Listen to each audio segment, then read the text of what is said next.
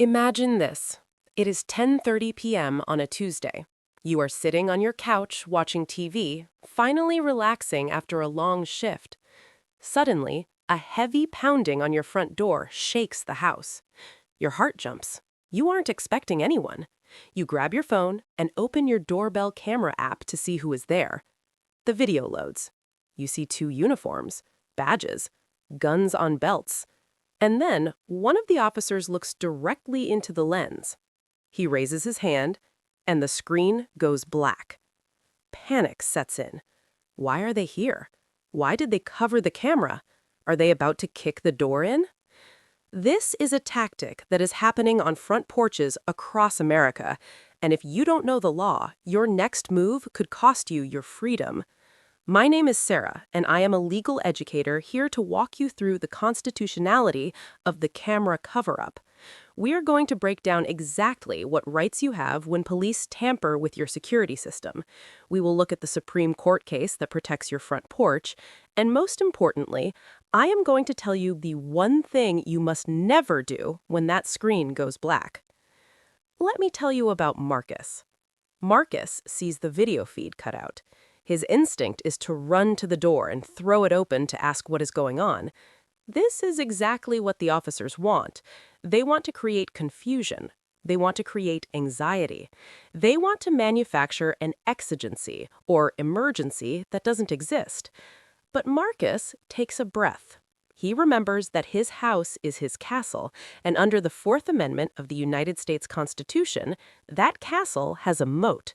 It's called curtilage. Curtilage is a legal term you need to know. It refers to the land immediately surrounding your house, your front porch, your walkway, your side yard. The Supreme Court has ruled that this area enjoys the same protections as the inside of your living room. So, do the police have a right to be there? Generally, yes, but with a massive catch. It is called the knock and talk exception. Courts have ruled that police officers have an implied license to approach your door. Think of it this way. If a Girl Scout can walk up to your door to sell cookies, a police officer can ask a question. But here is where the Girl Scout rule kicks in. This comes from a landmark Supreme Court case called Florida v. Jardines. In Jardines, the court held that the police's license to be on your property is limited to what a normal citizen would do. A Girl Scout knocks on the door. She waits briefly. If no one answers, she leaves. A Girl Scout does not bring a drug-sniffing dog to your porch, and a Girl Scout certainly does not reach out and cover your security camera with her hand or a piece of tape. When that officer covered Marcus's camera, he likely revoked his own license to be there. By physically manipulating your property, your camera, he is arguably conducting a search or seizure without a warrant. He is treating your private property as his own. Legal scholars argue that covering a lens constitutes a trespass on your effects. It exceeds the social norms that allow him to be on your porch in the first place. So, what should Marcus do? The screen is black, the pounding continues. If Marcus opens the door, he has just given up his tactical and legal advantage. By opening the door, he exposes the interior of his home to plain view. Plain view is another legal doctrine. It means if an officer sees something illegal from a place he is allowed to be, he can seize it without a warrant. If Marcus opens the door, the officer can claim he smells an odor, or he sees someone moving in the background, or he interprets Marcus's confusion as furtive movements. Suddenly, a consensual encounter turns into a detention. Here is the script Marcus should use instead. He stays behind the locked door. He does not touch the handle. He speaks loudly and clearly through the door, or ideally, through the two-way audio if it still works. I see that you have covered my camera. Uncover it immediately. I do not consent to any searches. I will not open the door. Please leave my property. Why is this effective? First, it establishes that you are home and asserting your rights. Second, it creates a verbal record that you are revoking their implied license to be there. Once you tell them to leave, the knock and talk is over.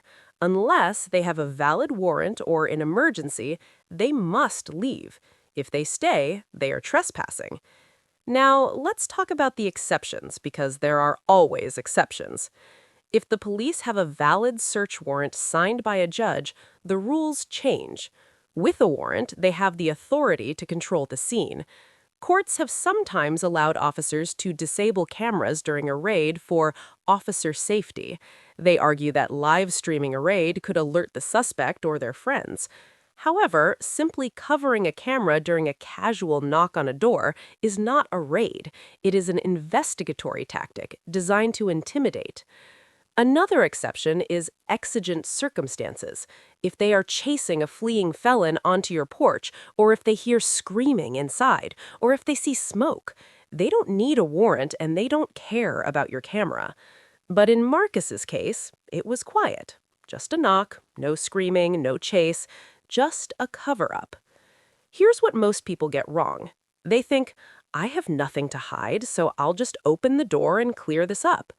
That is a mistake. You do not know why they are there. You do not know if they have the wrong address. You do not know if they are looking for a suspect who looks vaguely like you. When the camera is covered, you are blind, and you should never enter a high-stakes negotiation blind. So, what are your practical takeaways? Number 1. Cloud storage.